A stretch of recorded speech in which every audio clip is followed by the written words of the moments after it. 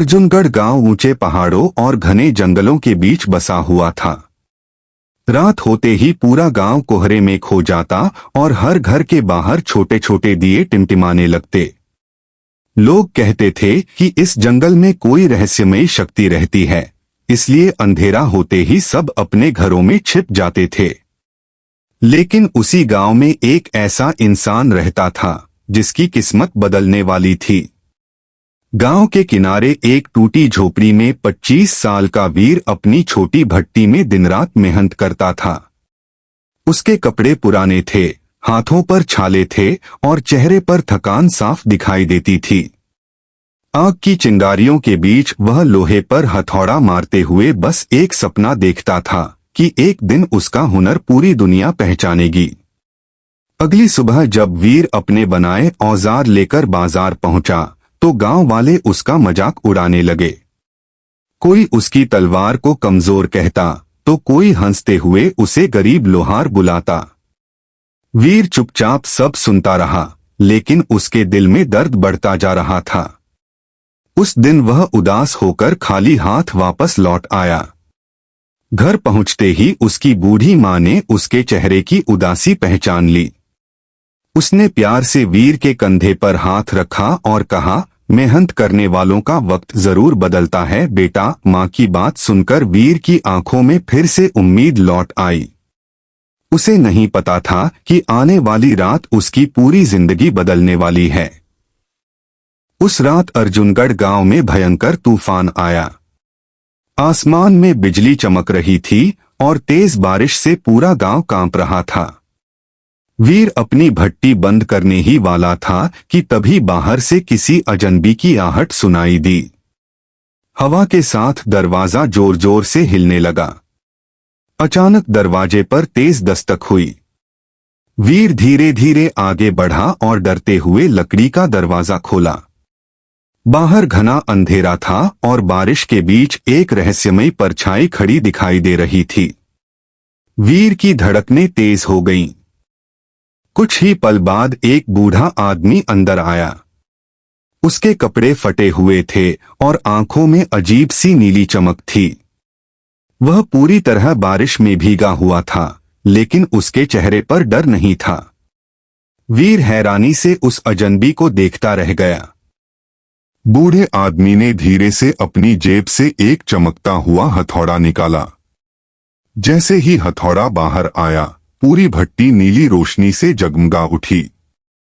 उस बूढ़े ने हथौड़ा वीर के हाथ में देते हुए कहा, यह साधारण हथौड़ा नहीं है। इसका इस्तेमाल सोच समझकर करना। वीर समझ ही नहीं पाया कि उसके साथ क्या हो रहा था। वीर कुछ पूछ पाता उससे पहले ही बूढ़े आदमी के आसपास नीली रोशनी फैलने लगी। देखते ही देखते वह हवा में गायब हो गया। भट्टी में सन्नाटा छा गया और वीर डर से पीछे हट गया। अब उसके हाथ में सिर्फ वह रहस्यमयी हथौड़ा बचा था। अगली सुबह वीर ने उस हथौड़े को आजमाने का फैसला किया। उसने गर्म लोहे पर हथौड़ा मारना शुरू किया और हर वार के साथ अजीब सी सुनहरी चमक निकलने लगी। कुछ देर बाद उसके सामने एक ऐसी तलवार तैयार हुई जैसी उसने पहले कभी नहीं देखी थी। तलवार की रोशनी पूरी भट्टी में फैल गई। जब वीर उस तलवार को बाजार में लेकर पहुंचा तो हर कोई उसे देखकर दंग रह गया। तलवार इतनी चमकदार और मजबूत थी कि लोग उसे छूकर देखने लगे। जो गांव वाले पहले उसका मजाक उड़ाते थे, अब वही उसकी तारीफ कर रहे थे। पहली बार वीर के चेहरे पर आत्मविश्वास दिखाई दिया। धीरे धीरे वीर के बनाए हथियार पूरे इलाके में मशहूर होने लगे। दूर दूर के गांवों से लोग उसके पास औजार और तलवारें खरीदने आने लगे। उसकी छोटी सी दुकान अब हमेशा ग्राहकों से भरी रहती थी। वीर की जिंदगी तेजी से बदल रही थी। कुछ ही महीनों में वीर ने नया बड़ा घर बना लिया। उसके पास अब सोने के सिक्कों की कमी नहीं थी और उसकी मां भी खुश रहने लगी थी। गांव वाले अब उसका सम्मान करते थे और हर जगह उसकी चर्चा होने लगी थी। लेकिन दौलत के साथ साथ वीर के अंदर घमंड भी बढ़ने लगा था। एक दिन अचानक राजा के सैनिक घोड़ों पर सवार होकर अर्जुनगढ़ पहुंचे। पूरे गांव में डर और उत्सुकता फैल गई। सैनिक सीधे वीर के घर पहुंचे और बोले, राजा विक्रम ने तुम्हें महल में बुलाया है। यह सुनकर वीर हैरान रह गया। अगले दिन वीर पहली बार विशाल शाही महल पहुंचा। सुनहरे सिंहासन पर बैठे राजा विक्रम की नजरें सीधे उसी पर टिकी थीं। राजा ने वीर की बनाई तलवारों की बहुत तारीफ की और उसे राज्य का सबसे बड़ा लोहार बनने का प्रस्ताव दिया। उस पल वीर को लगा कि अब उसकी किस्मत पूरी तरह बदल चुकी है। राजा विक्रम ने वीर की परीक्षा लेने के लिए उससे एक ऐसी तलवार बनाने को कहा जो कभी ना टूटे। वीर ने जादुई हथौड़ा उठाया और पूरी रात मेहनत करता रहा। सुबह होते ही उसने चमकती हुई अटूट तलवार राजा के सामने पेश की, जिसकी सुनहरी रोशनी पूरे महल में फैल गई। राजा और सैनिक हैरानी से उस तलवार को देखते रह गए और उसी दिन से वीर पूरे राज्य का सबसे प्रसिद्ध लोहार बन गया। धीरे धीरे वीर के अंदर घमंड बढ़ने लगा। अब वह गरीब किसानों की मदद करने के बजाय उनसे पैसे मांगने लगा। जो किसान कभी उससे उम्मीद लेकर आते थे, वही अब उदास होकर लौटने लगे। दौलत और ताकत ने वीर को बदलना शुरू कर दिया था। एक रात उसकी बूढ़ी माँ ने उसे समझाने की कोशिश की। उसने कहा, बेटा, घमंड इंसान को अंदर से खत्म कर देता है। लेकिन वीर अब किसी की बात सुनने को तैयार नहीं था। उसकी आंखों में सिर्फ ताकत और अमीरी का सपना बचा था। उस रात वीर अकेला अपनी अंधेरी भट्टी में गया। उसने सोचा कि अगर वह दुनिया की सबसे ताकतवर तलवार बना ले तो उससे बड़ा कोई नहीं रहेगा। जैसे जैसे वह हथौड़ा चलाता गया, भट्टी की आग लाल से काली होने लगी। पूरा माहौल डरावनी ऊर्जा से भर गया। अचानक भट्टी जोर से फट गई। काली आग और धुएं के बीच एक विशाल डरावना दानव बाहर निकल आया। उसकी लाल चमकती आंखें देखकर वीर डर से पीछे हट गया। दानव की भयानक हंसी से पूरी भट्टी कांप उठी। कुछ ही देर में पूरे अर्जुनगढ़ गांव में तबाही मच गई। दानव आग बरसाने लगा, घर जलने लगे और लोग अपनी जान बचाकर भागने लगे।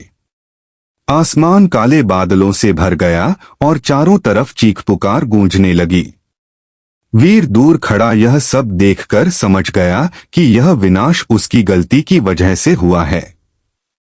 डर और पछतावे में डूबा वीर अपनी मां के पास पहुंचा। वह घुटनों पर बैठकर रोने लगा और अपनी गलती स्वीकार कर ली। उसकी मां ने उसके सिर पर हाथ रखते हुए कहा, गलती को सुधारने वाला ही सच्चा इंसान होता है। मां की बात सुनकर वीर के अंदर फिर से हिम्मत जाग उठी। अगले ही पल वीर अपनी भट्टी की तरफ भागा। उसने फैसला किया कि अब वह एक ऐसी पवित्र तलवार बनाएगा जो इस दानव का अंत कर सके। वह लगातार कई घंटों तक मेहनत करता रहा और हर वार के साथ तलवार से सफेद और सुनहरी रोशनी निकलने लगी। धीरे धीरे एक दिव्य प्रकाश तलवार तैयार हो गई। उधर दानव पूरे गांव को खत्म करने पर तुला हुआ था। तभी वीर प्रकाश तलवार लेकर उसके सामने आ खड़ा हुआ। आग, बिजली और तूफान के बीच दोनों के बीच भयंकर युद्ध शुरू हो गया।